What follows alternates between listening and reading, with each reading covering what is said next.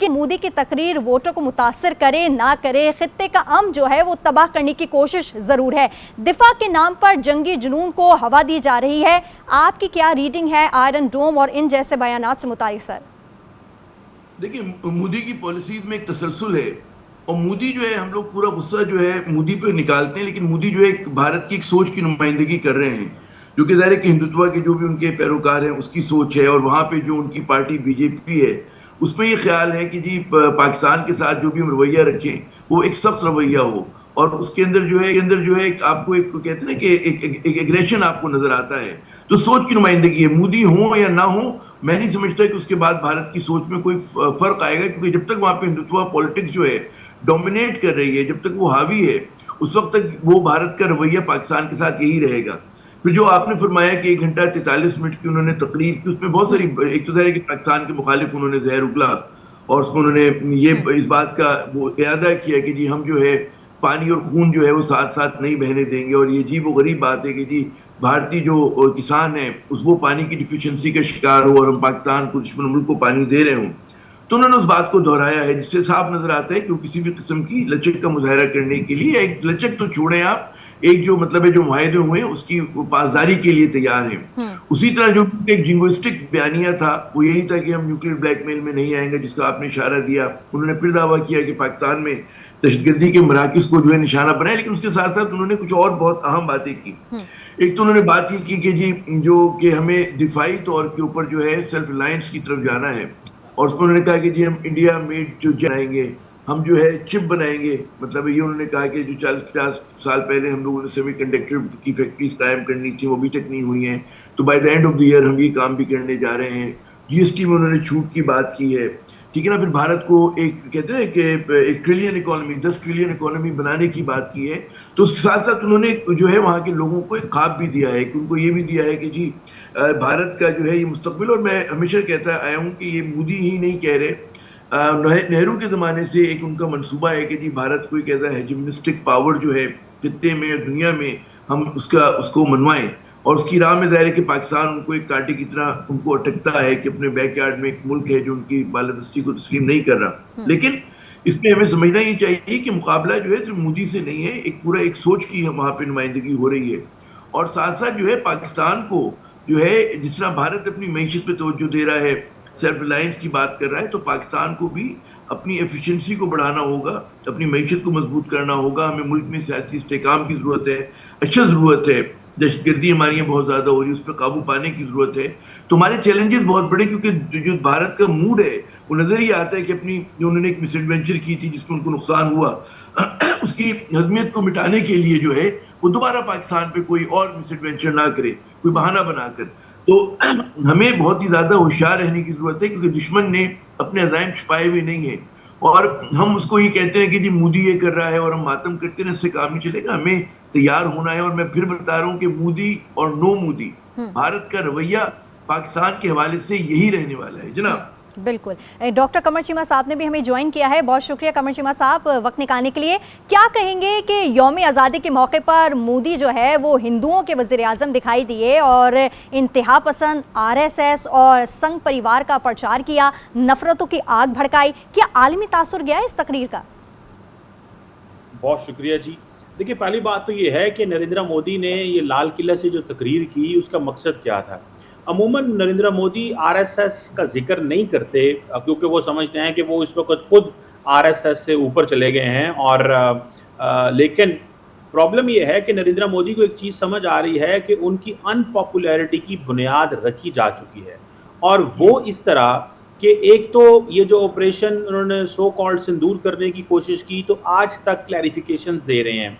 Indian parliament में इस पे बहस हुई, अपोजिशन को सेटिस्फाई नहीं कर सके। अमेरिका का सीज़फायर का जो किरदार है उसमें अपने आप को क्लैरिफाई नहीं कर सके। जो जहाज़ गिरे उसमें अपनी पोजीशन क्लियर नहीं कर सके, कुछ बता नहीं सके, उल्टा झूठ बोलना शुरू कर दिया, जिसको इंटरनेशनल दुनिया जो है वो तो अब डिस्कस कर रही है कि ये अपनी गवर्नमेंट अपने लोगों को खुश कर रही है।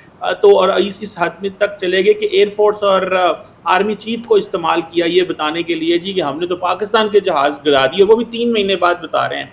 जस्ट वो अपने लोगों को बताने चाहते हैं उनके अंदर जो अब जो भारत और पाकिस्तान की जंग जो 4 दिन की थी उसमें जो शिकस्त हुई है उसका नैरेटिव कैसे अवाम के अंदर लेके जाया जाए सके, तो वो नॉन काइनेटिक डोमेन में बढ़तरी हासिल करना चाहते हैं। तो नरेंद्र मोदी परेशान है, पॉपुलैरिटी का ग्राफ नीचे है। दूसरी इंपॉर्टेंट चीज़ ये है कि उनकी उम्र 75 साल हो चुकी है, हो जानी है, और आरएसएस के चीफ जो है मोहन भगवत, उन्होंने कहा था कि कोई भी लीडर जो 75 साल का हो जाए उसे रिटायर हो जाना चाहिए।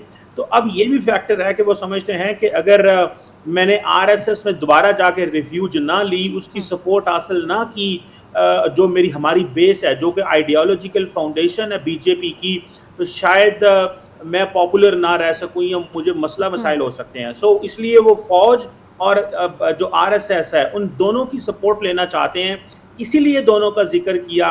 और ये जो आप बात कर रही थी कि जो नया डिफेंस सिस्टम लेके आना चाहते हैं और वो भी 2035 तक, तो वो सिग्नल दे रहे हैं कि 2029 में इलेक्शन होने हैं, तो 2034 तक 35 तक हम बहुत बड़ा दिफा कर सकेंगे। तो वो 10 साल का माइंड मेकअप कर रहे हैं भारतीय अवाम का, भारतीय लोगों का, और बताना चाहते हैं कि अगर मैं रहा तो भारत का जो डिफेंस है वो मजबूत होगा। तो मैं समझता हूँ ये तकरीर जो है, ये चीज़ जो है वो बताती है। बिल्कुल, मोदी की तकरीर आपने बिल्कुल कहा कि माइंड मेकअप कर रही है। आमिर साहब, मोदी ने अपनी तकरीर में आज़ादी का सहरा, बरतानवी फौज का साथ देने वाली, जात पात की हामी, अक़लियतों, आइन और जमहूरियत मुखालिफ आरएसएस को पहनाया। तारीख को यूं बदलने पर हर कोई आवाज़ तो उठा रहा है, क्या इंतहा पसंदों को खुश करने की ये कोशिश कामयाब रही है? देखिए, एक तो समझना ही चाहिए कि मोदी जो है वो खुद इंतहा पसंद है, और इंतहा पसंदों ही की वजह से वो इक़्तिदार में भी हैं। हिंदुत्व यानी कि जो भी बात कर रहे थे, कमर साहब बात कर रहे थे, संघ परिवार जो है उसी की नुमाइंदगी करते हैं। संघ परिवार क्या है? इट्स एन अम्ब्रेला ऑर्गेनाइजेशन जिसके तहत बीजेपी भी आती है और उसकी जो दीगर हिंदू महासभा भी आती है, आरएसएस भी आती है, उनका स्टूडेंट फ्रंट भी आता है, उनकी जो किसान की और मजदूरों की जो यूनियंस है वो भी आती हैं।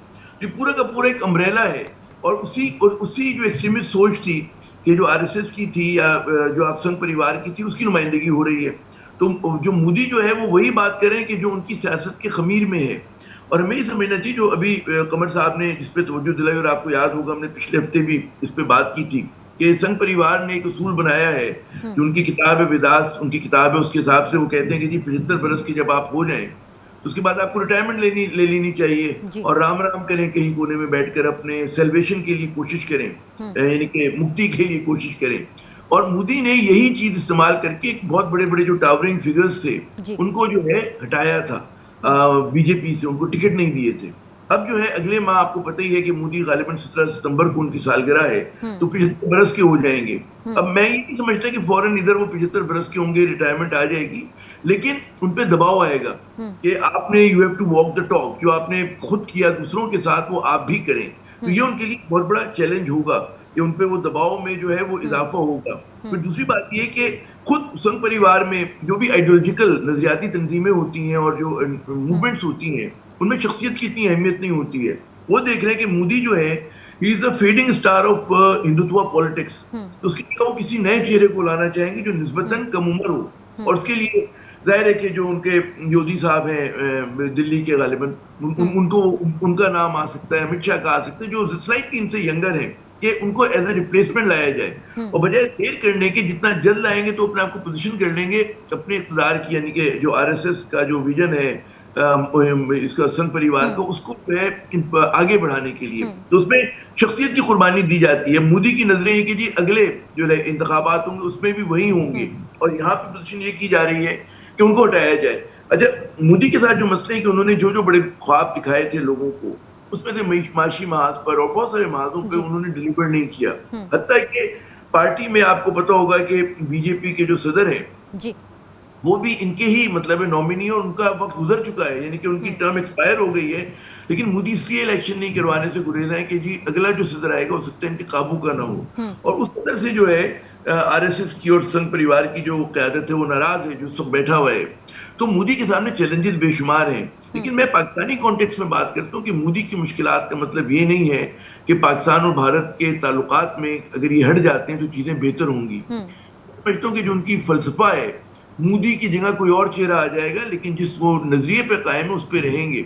और भारत ने अंडर मोदी, हमें मानना पड़ेगा, उन्होंने 2-3 बड़े काम किए। उन्होंने 2-3 डेडलाइंस को पुश किया है। उन्होंने मौजूदा कश्मीर को भारतीय यूनियन का हिस्सा बनाया। हमें बुरी लग रही है, कश्मीरियों को बुरी लग रही है, लेकिन उन्होंने अपने तई जो है उस मसले को हल किया और वो समझते हैं कि with the passage of time will be able to handle that challenge और चीज पे कायम है।